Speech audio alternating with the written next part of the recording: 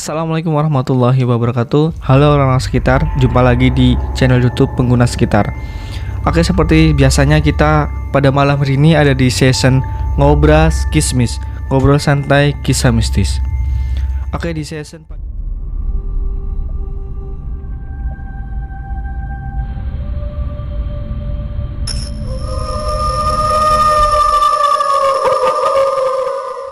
Oke, di session pada malam hari ini seperti biasa kita bakal datengin narasumber yang bakal ceritain kisah mistisnya nih ya. Pada malam hari ini kita udah kedatangan narasumber, ya dibilang teman kita sendiri lah. Ini berarti dia juga punya pengalaman yang sama, di frame yang sama Mas Imron. Berarti yang belum nonton podcastnya bareng Mas Imron, nanti ditonton ya video satunya ya. Baik, langsung aja kita sambut narasumber kita pada malam hari ini. Halo Mas Andi. Halo. Gimana kabarnya Mas Andi? Alhamdulillah baik-baik aja. Oke, sekarang lagi sibuk ngapain nih Mas? Sibuk berkegiatan biasa, berproses kreatif, menghasilkan uang. Oke Mas Andi, Mas Andi katanya mau ceritain nih, mau cerita pengalaman mistisnya nih Mas Andi. Kira-kira punya pengalaman mistis apa aja nih Mas Andi? Pertama kali pengalaman mistis yang saya alami, nyambung cerita sebelumnya, satu kejadian, satu momen, satu malam bareng sama Mas Imron, sama sepupunya Mas Imron juga, namanya Didi. Waktu itu kita sekitar kelas 5 atau kelas 6 SD gitu. Jadi kita tuh ceritanya tuh dari segi saya sendiri. Kita tuh malam-malam sekitar habis maghrib, biasa anak-anak sini kayak waktu SD dulu tuh main petak umpet. Iya, sering banyak ya kalau orang-orang di desa tuh setelah sholat jamaah bareng di musola itu kita main bareng-bareng ya. Langsung main petak umpet dengan baju koko, dengan sarung, peci masih nempel segala macem. Singkat ceritanya tuh ketika kita lagi main petak umpet, mainlah kita. Dan ketika mulai kan anak-anak pada berpencar tuh, ada berapa anak gitu, 10-15 orang. Ketika kita ngumpet tuh, kebetulan saya 3 orang, saya, Mas Imron, dan sepupunya Mas Imron si Didi itu ngumpet di satu lokasi yang sama. Mungkin saya perjelas lagi, lokasinya itu kayak ada rumah kosong yang emang sejak dulu, sejak saya dari lahir kecil di situ tuh emang rumah kosong. Dan bisa dibilang orang-orang sekitar tuh bilang kayak mistiknya dapet, rumah angker lah ya. Rumah angker bisa dibilang gitu. Singkat cerita, rumah angker itu menghadap ke selatan. Di sebelah rumah angker itu, di sebelah barat itu kayak ada apa sih namanya, tumpukan kayu-kayu yang buat bangunan tuh apa namanya, Rusbang Jerumbol. Rusbang. Di sebelah barat rumah itu kita ngumpet di sebelah situ. Di sebelah barat kita ngumpet di sebelah situ. Di depan tumpukan kayu-kayu yang buat bangunan itu, buat atap-atap tuh. Di situ ada 3 orang. Yang paling depan Mas Imron, yang di tengah saya, yang paling belakang Didi. Nah, singkat cerita, Mas Imron tuh tiba-tiba kayak apa sih, ngasih kode, ayo lari yuk, atau ayo pindah gitu yuk. Tapi kayak setangkap saya waktu itu kayak, nih ngapain sih, ya ntar dulu lah, belum saatnya buat ini konsepnya masih di game ya, game petak umpet. Kayaknya belum saatnya dah kita buat menyudahi permainan ini. Cuma Mas Imron lari duluan tuh. Setelah lari duluan, kayak bahasanya apa, kebirit-birit gitu dengan wajah yang wow. Cuma pada saat itu belum kayak dia itu kenapa-napa.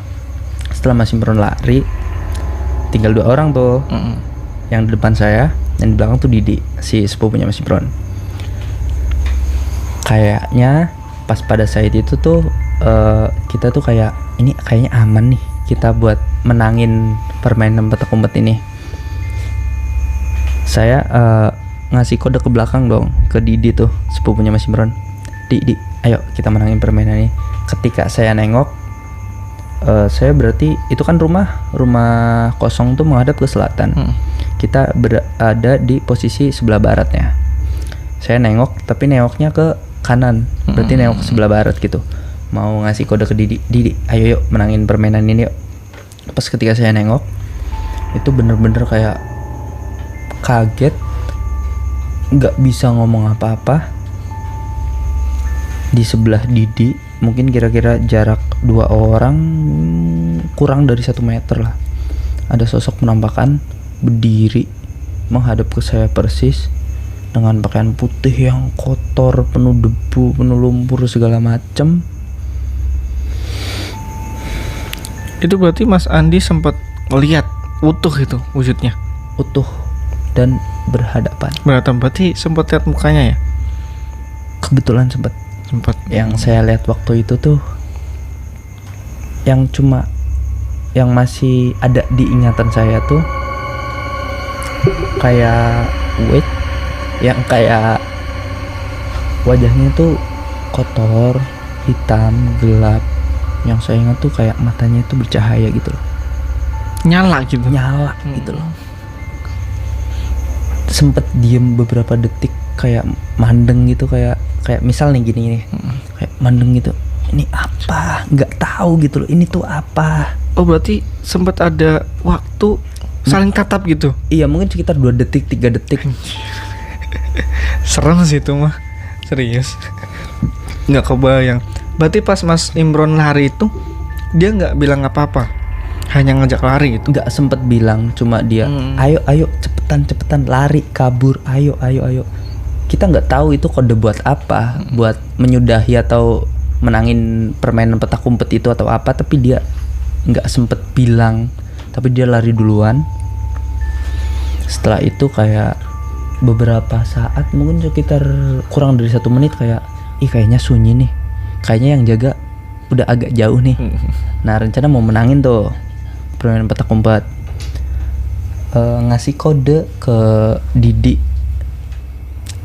mau ngasih kode, ternyata lihat set secara gamblang, bener-bener wajahnya yang kotor dibalut kain putih yang penuh lumpur, dekil gitu, matanya bercahaya. Hampir mungkin ada 2 detik atau 3 detik gitu natep, nggak bisa ngapa-apa, cuma lari. Didi ditinggal sendirian gitu, lari. Berarti tuh si Didi tuh belum ngeh ya, belum tahu. Belum nggak. Posisinya itu yang paling depan Mas Imron, di tengah saya, yang paling belakang tuh Mas Didi.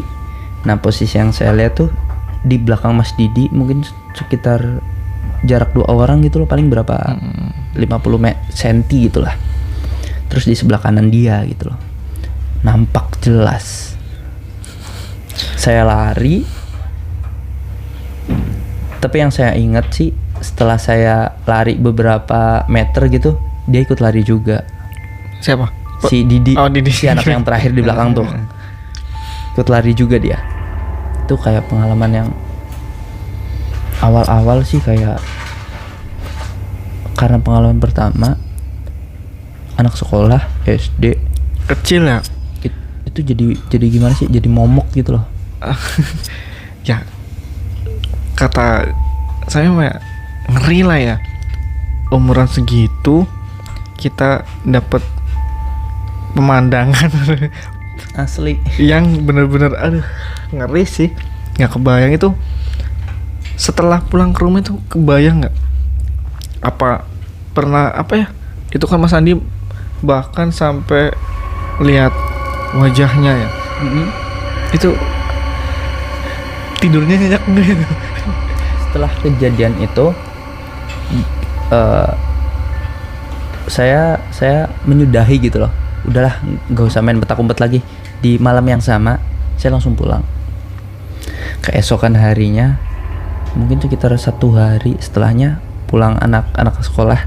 Itu waktu dulu tuh anak-anak sekolah pulang balik sekolah tuh jam 11 atau jam 12 gitu. Pas agak sorenya kita ketemu bareng, saya, Mas Imron sama si Didi tuh tadi. Mas Imron cerita, tadi malam ngeliat nggak itu, ngeliat apaan?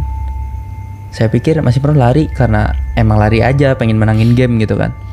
Ternyata dia juga cerita, tadi malam saya tuh ngelihat ini sosok ini tapi madepnya belakang. Oh ya, serius? Saya juga lihat, tapi dia madepnya ke depan dan di belakang Didi persis gitu. Lah si Didi tuh yang anak terakhir paling belakang, dia cuma, hah? Masa sih? Gitu. Oh ya, gitu. Dia nggak ngerasa Iya. apa-apa. Berarti dia nggak dikasih lihat sendiri ya? Nggak dia.